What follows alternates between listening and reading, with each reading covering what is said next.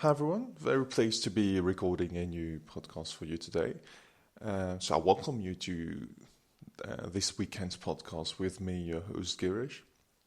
And in today's podcast, we're going to talk about yet another Zen story, and I'll leave the story up to you for interpretation as usual, while giving you my own point of view about it. All right, so let's start with this one. So, in today's story, we've got a father and a son.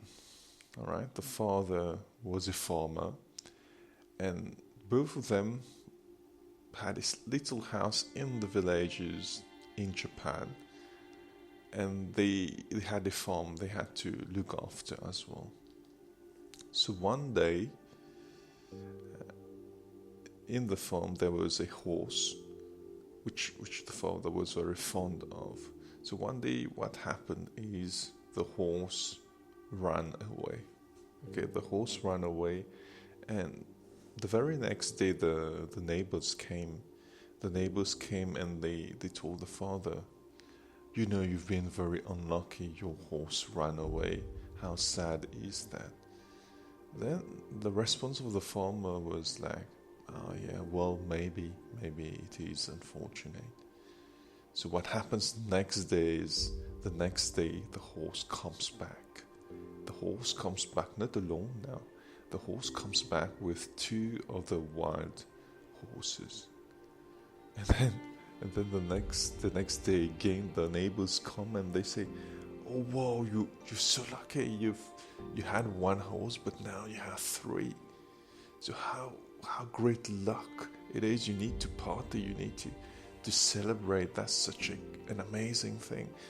And then, the response of the farmer was like, "Well, maybe I'm being lucky now." So now, the next day what happens is the son tries to tame one of the wild horses. The other horse brought back home. So he tries to tame one of the horses, and unfortunately, funny to use this word right now, unfortunately the boy falls down and breaks his leg. Now, you know what happens next? The neighbors come again the next day and they say, "Oh, that's very unfortunate. Right now you need your son to help you to harvest crops, and he just broke your leg and he won't be able to help you." And the farmer says, "Well, maybe I'm unfortunate. I'm unfortunate." Then the next day, what happens is even more interesting. The next day, what happens is the military people come and they're looking for young people as recruits to go to the war and fight. And at that time, it wasn't possible to refuse them. So the military people come and they find the son, unfit with a broken leg, and they say, "We won't be selecting you because you won't be of great help to us if we do bring you to war." And then the next day the neighbors come.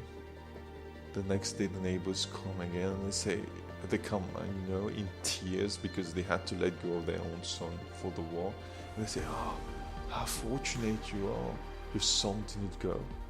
Your son didn't go, and he's going to stay with you just because he had a broken leg. So you're very fortunate to be having your son with you in these hard times while we have to let go of our sons. We have to let them go to war."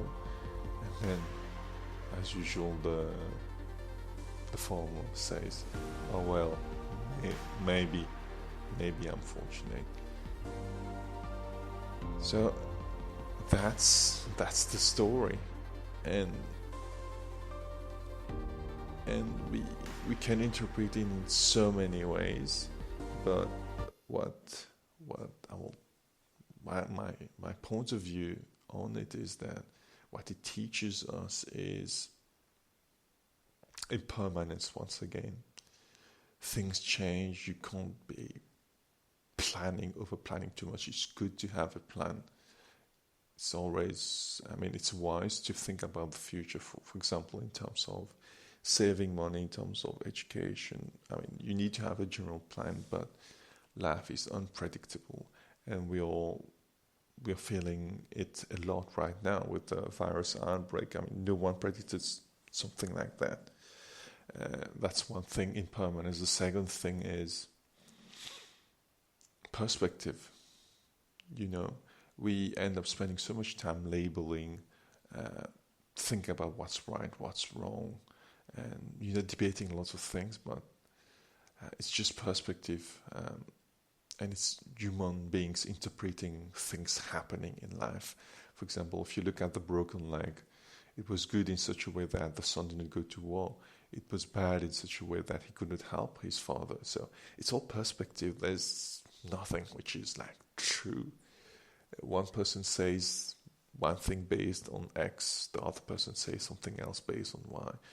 We end up arguing, we end up trying to, prove who's right, who's wrong, but at the end of the day, things just happen. Things happen and we interpret, we label.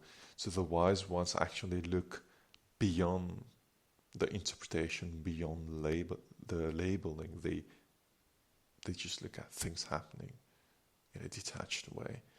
So to me, once again, it's an amazing story. And, I'll leave the interpretation up to you. So if you like to DM me your interpretation of the story so that we can talk about it a bit, please feel free to do so. Otherwise, it was really interesting for me to talk to you about this one. Okay, stay safe. Lots of love. Girish. Bye-bye.